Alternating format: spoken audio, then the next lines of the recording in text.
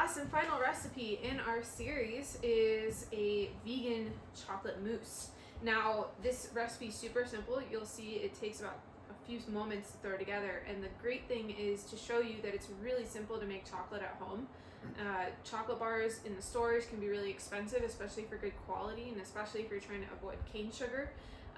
There are more brands now than ever existed, but it used to be near impossible to find cane sugar-free chocolate. But it's super simple to make at home and really cheap. And so this is a mousse version, and there's many other at-home versions you can make of chocolate that are super simple, but this is the one we're doing. So we're gonna start with some dates, and I have soaked these already. So these are some soaked and pitted. Pitted. Yeah, Yes. thank you. Yeah, and pitted dates. So those go in. Probably did a couple too many dates, but it's gonna be really good. And I'm gonna. How can you do too many dates?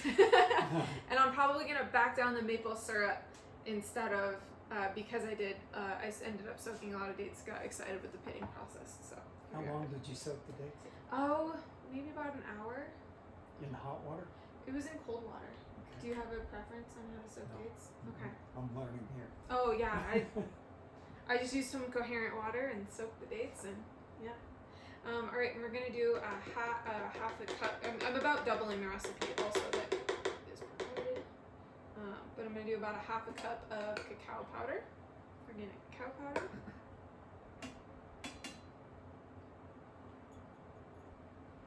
What do you think of carob? Yeah, carob's nice. Yeah. It ain't I don't- chocolate. It's not chocolate. I don't ever use it, but I know that people do, and it's like I've even seen like carob used instead of coffee as well. But yeah, I have nothing against it. I just don't have a lot of experience with it. Do you know anything about cacao ceremonies? Minimal. Yeah, me too. Do you? Yeah, no. Yeah. So it's really interesting actually. I didn't like chocolate and up until 2019, my entire life, until I went to a cacao farm in Costa Rica and actually watched them make chocolate, and then we got to eat it. And at first I wasn't going to, and Anderson persuaded me to step outside my comfort zone and try something new. Yeah, once again. And it was the first time I tried chocolate and said, oh, I understand why people like this. And ever since then, I know chocolate is amazing to everybody.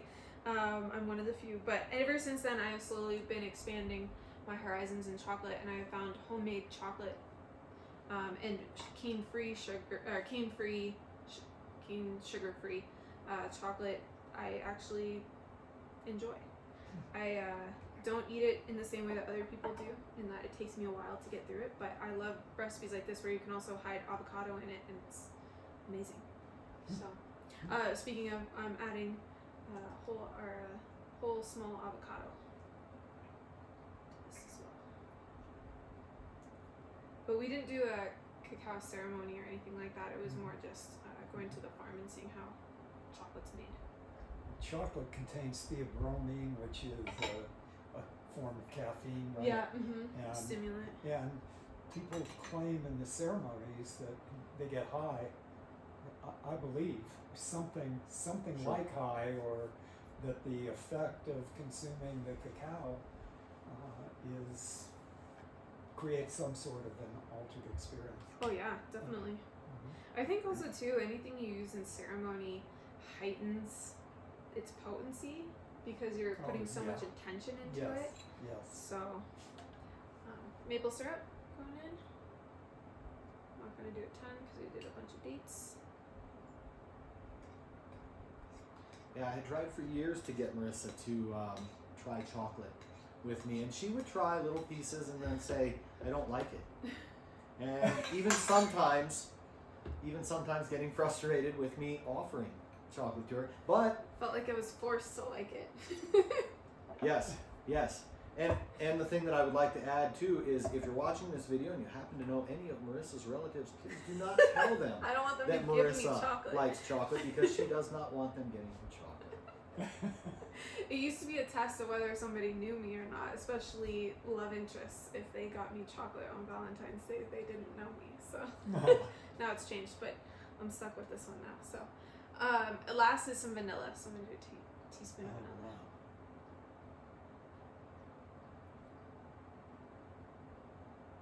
Pro tip is vanilla is very expensive and can be, depending on the quality you get, can have a lot of additives. But if you can find vanilla bean, especially online, I wouldn't buy it in a grocery store because it's really expensive. But if you can find good organic vanilla online and some good quality organic grain alcohol, you can make your own vanilla. And you can make really big quantities, and it's great. It's a lot cheaper than buying it in stores, in better quality. How much does a bottle like that cost? I haven't bought vanilla in a while. I don't know. Yeah. Here's the way we usually do vanilla. So a whole bunch of vanilla beans. We usually, in here, I bet there's probably 30 or so vanilla beans. And then we buy organic, this is a corn vodka. So Prairie made in Minnesota. And then all that you do is throw your vanilla beans in there. You don't even have to split them. If you do split them, your vanilla will be ready in a much shorter period. I would say probably only let it sit for a month. Since we usually wouldn't go through this quantity in a month, we go ahead and leave our beans closed. And that way we will let it soak for about 2 to 3 months. But that's because once we empty it into this container, which is where we let it sit, this thing will last us 2 to 3 months. So then by then, this will just keep aging and getting stronger and stronger. And they do say that you can possibly do a double soak where you soak them closed and then you split them and then soak them again. Which is why we're sitting with these closed, and then we'll open this up, split it, and then re-soak them. How come you don't have the jar completely filled with alcohol? So that's because it was at one point filled with a whole bottle, and we just continually empty it. Oh. The other thing we do is... This is more like our setting out. Yeah, as we empty it, we also, every once in a while, will go, and sometimes we'll just let it sit upside down, or let it sit on its side for a little while, and then roll it that way, so that all the beans continue to soak. Cool. I knew none of that. Yeah, it's a great tip for vanilla because, All right, we have all our ingredients here, and I'm going to turn this food processor. I have my hand over it because it tends to spit out cacao powder.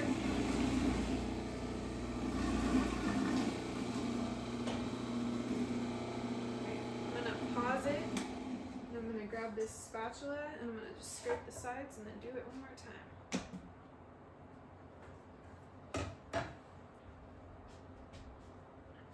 Oh, it's coming right along though. Oh, yeah. Do you add any water to this? Oh, yes, you do. I forgot. Thank you. Good call. You do add some water, about a quarter cup. This isn't either cup. I'm going to do this twice. Thank you. That'll help. Yeah. And this is a dessert food, and we did put it at the bottom, or the end of this recipe list. But there's a debate on whether or not dessert should be eaten at the end of a meal. Do you have any thoughts on that? On eating dessert. Dessert at the end of a meal. At the end of a meal, yeah. The principle is life is short, eat dessert first. And the metabolic or enzymatic explanation of that is that sugars are the fastest digesting substances. So in fruits or maple syrup, honey, such as that, they are rapidly absorbed because they require, many of them, no digestion whatsoever. And being the fastest digesting, when they're eaten with foods that are slower digesting, and especially after those foods, your stomach is faced with a situation and your intestines are faced with a situation that they would not encounter in nature. And so either the sugars need to be held in the stomach, where being held there, they get fermented by bacteria, yeast, and other organisms, or the bacteria or the sugar, the dessert, is shunted along rapidly, in which case it also moves starches, proteins, and other foods that need longer time to digest. The end result in either case is that foods, instead of being completely digested, end up fermenting and putrefying, creating poisons that create sickness. Yeah. Here we have it. Exactly. Yep. All right, we're gonna pulse this one more time.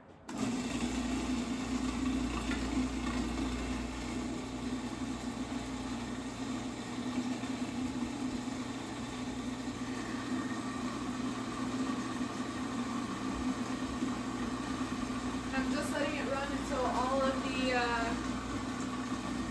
the dates are fully squashed.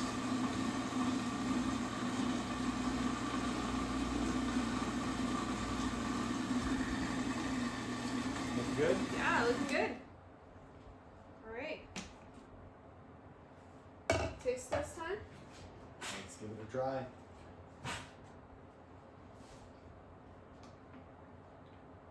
Oh, it looks like a nice thick mousse. Oh. You would want to blend that probably just a bit more to get all those dates Dates broken are up. still not broken up. Okay. Great. Also, soaking your dates. So you can soak your dates as long as you want. If you were to soak them for 4 hours, they'd be that much softer and they would blend that much easier. So soak your dates.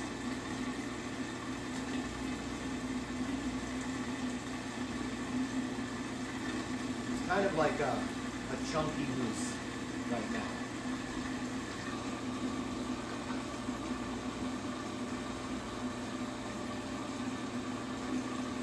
Straight sides of all, or do that?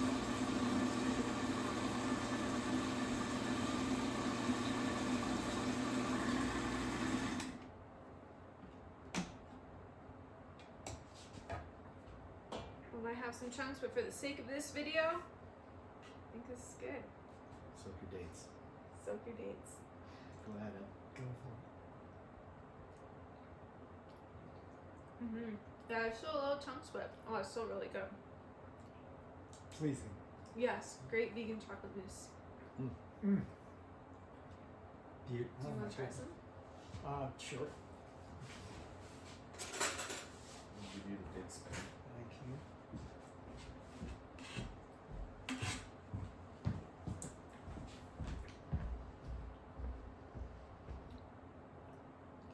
Oh yeah, I could eat all of it. Mm-hmm. That was Easily. really good.